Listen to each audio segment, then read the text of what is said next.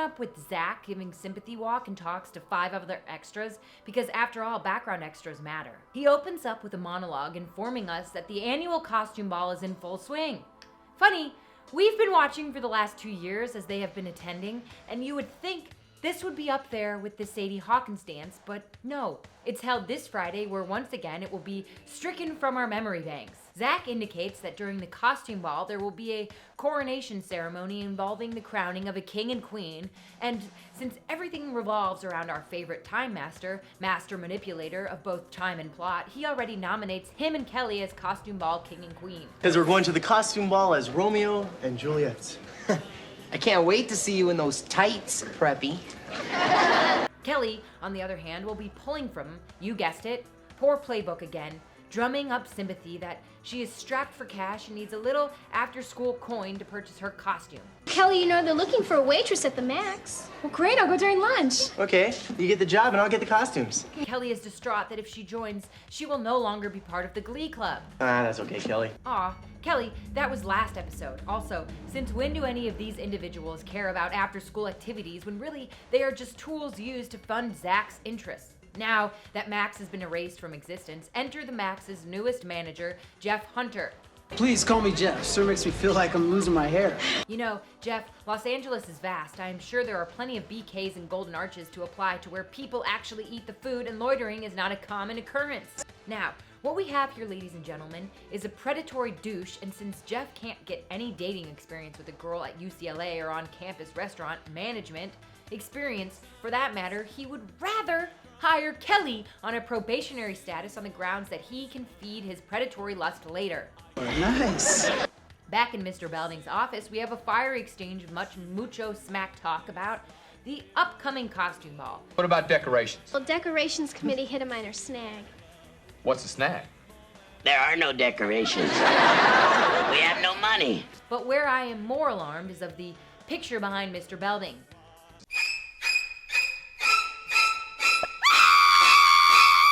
Of pubescent boys in Speedos? I'd like to hit you with MC's hammer. Hey, NBC, Chris Hansen is only a phone call away. Instead of wanting to ring in the proverbial bell of justice on Belding, we would rather be more concerned about how Zach Morris is going to convince Mr. Belding to let the Zach Attack play at the ball instead of hiring DJ Screech's royalty-free music Throwdown. Our band will play for free. Are you kids any good? Are you kidding? We're better than MC Hammer. Back at the Max, members of the Jets, or was it the Sharks? Anyway, these West Side Story castaways are bringing about constant demands to Kelly. Honestly, haven't these writers ever heard of Abercrombie and Fitch? This sandwich stinks. Waitress, yo! Is there a problem? Yeah, you. Sid didn't order mayo. Oh, I'm sorry. I thought you asked for mayonnaise. I want the manager of this dump. Are they not hip to today's standards of fashion? Until now. Zach and Screech enter, with Screech trying to make Kelly stand out, but does it in the most oatfish way possible. Kelly, you're the best waitress we've ever had at the Max. It's a shame to waste such great service on such rotten food. Screech, please. Meanwhile, Jeff embarks on a sexual harassment crusade laying on hints of sexual innuendo with an extra side of creep to go with it. Already look pretty good to me. Romeo, oh Romeo, wherefore dress so stereotypical of a lost boy in love, oh Romeo? As Zach appears wearing his Romeo hat at Kelly's house. Forsooth, yonder sits my blue jean queen. So, does that mean this episode ends in a mercy killing if Zach can't have Kelly? Hey, that's great. Well, you might want to place Zach on suicide watch because his chances of being with his one true love ain't getting any rosier as Kelly feels awful for asking for additional time off. Come on, Kelly, it's only one Saturday night. Kelly, this is the equivalent to the prom. You can't relive that night over and over of flipping burgers, but then again, she might want to order a side of buns to go with her burger because she can smell what the sleazeball Jeff is cooking. Me too. As for Zach, why do you care if she's working? You're going to be at your prom with your band. What, you can't play in the band and try to woo Kelly at the same time? We've been giving you an A in multitasking your schemes, so why stop now?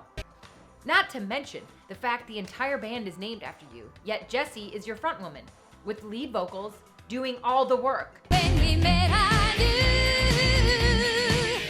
right from the start. Yet our fellow Blondie, One is so glum because Kelly will not play to your tune of Get Down Saturday night. Sorry.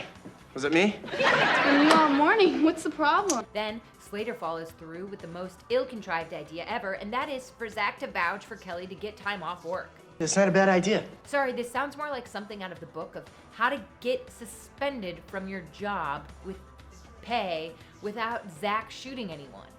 Kelly is an only child, and this Saturday is her father's birthday. Now, it would break his already weak heart if his only daughter wasn't there to help him blow out the candles. You're going to have to try harder, Zach. This reeks of humility. Well, having a sick parent must be really rough on an only child. Oh, man, it's the worst. I mean, you can't imagine. Come on, Zach.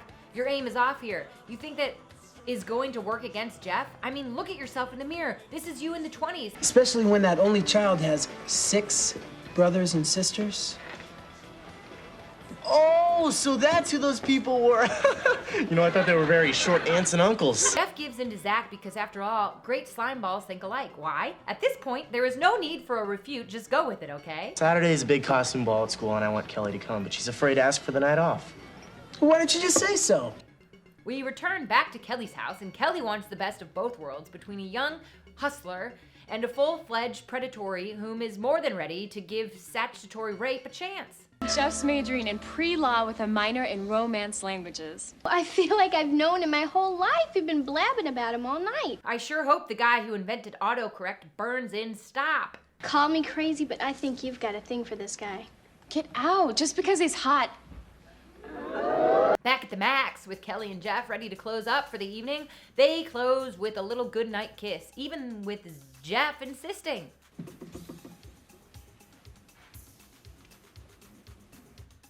Looks like Jeff here is going to file this under accounts waitable until she gets back.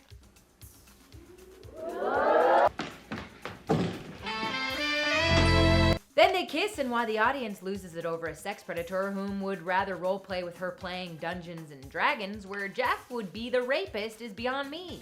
Kelly leaves still perplexed because she now has 2 guys whom are at the forefront at her every moment. What's there to mull over, Kelly, when Jeff will admit to the authorities that he only came here for the lemonade? Zach meets up with Kelly the next day at work, and she is there, but not all there for Zach, being completely clueless and oblivious to what is going on, when that she devoided of showing any heartfelt emotion of what doing something so taboo is going to leave her a statutory rape victim. Come over and sit down. I don't think I can.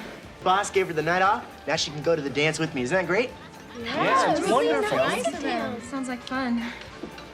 Then again, if someone harasses you at work, you always have the option I better get back to work. My break's almost over. Oh, there's no rush, Kelly. Take as much time as you want. to daydream and let it stew in your brain all day.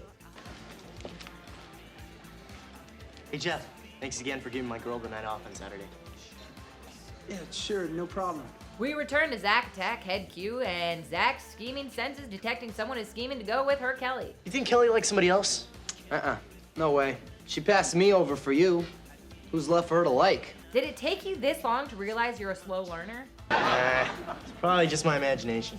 This episode is so unlike you. Yeah. It is now time for the costume ball as the Zack Attack head up their high school debut concert featuring Jessie, dressed as Cleopatra, Giant Chicken, and Zach in a bad costume hat playing the latest singles off the Munch's make-believe band titled LP. It's not make-believe, it's not your imagination, it's royalty-free, and this shit smells like cheese. If you wanted to,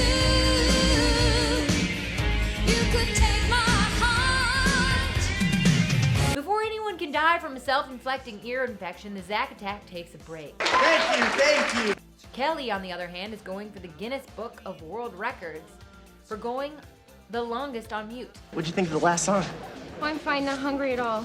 Maybe silence is just a metaphor for someone here being absolutely stupid for not consulting Captain Obvious. Oh, the song, Kelly, did you like it?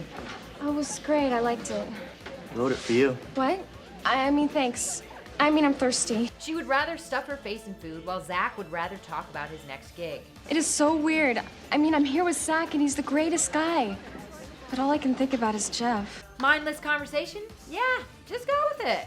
And shiver me timbers. Mr. Belding walks the plank for the coronation ceremony of King Zach and Queen Kelly.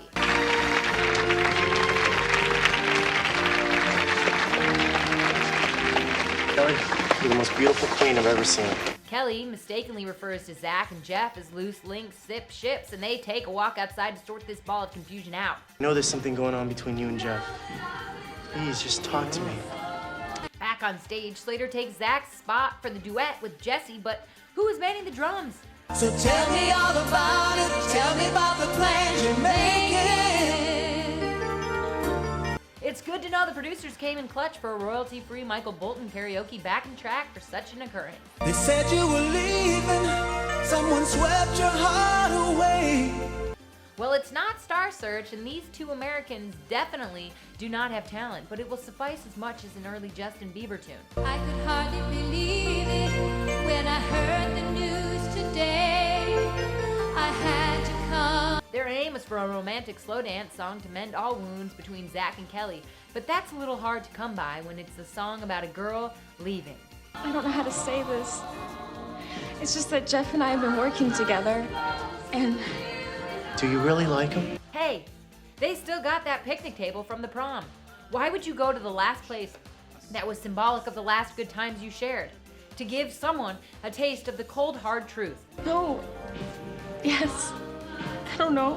That Zach takes her rejection all in stride, or maybe that was an episode to us to test just how sociopathic Zach is and how one loss is Zach's gain to date another filly, or in Zach's case, Leah Remini in the next episode. It's just all happening so fast. Kelly, what happened? I thought you loved me. So Kelly is going to leave one sleaze whom sees her as the flavor of the month to another whom couldn't agree more and is probably begging Zach at this very moment for that cardboard cutout of Kelly. I do love you, Zach. It wasn't supposed to be this way. Not for us. Yeah, because no matter how slow Zach takes things, sometimes God will fuck with him for this own amusement. I didn't want to hurt you for anything in the whole world. Just when we thought it was over, they hit us with a lame shot that this is the end of a two-parter episode. I thought we'd always be together. So, we are clear now that the confusion for the next episode is going to be completely relevant to this one? Zach, I'm so sorry. I miss you, Kelly. Or are all of you proud members of this Captain Obvious plot team figuring, well, get there eventually? Well, hey, how about one last dance? Like that. So yeah, they are more like the Kiss and Make Up Club with this bunch, sponsored by the Don't Rock the Boat Company. Can we still be friends? Forever.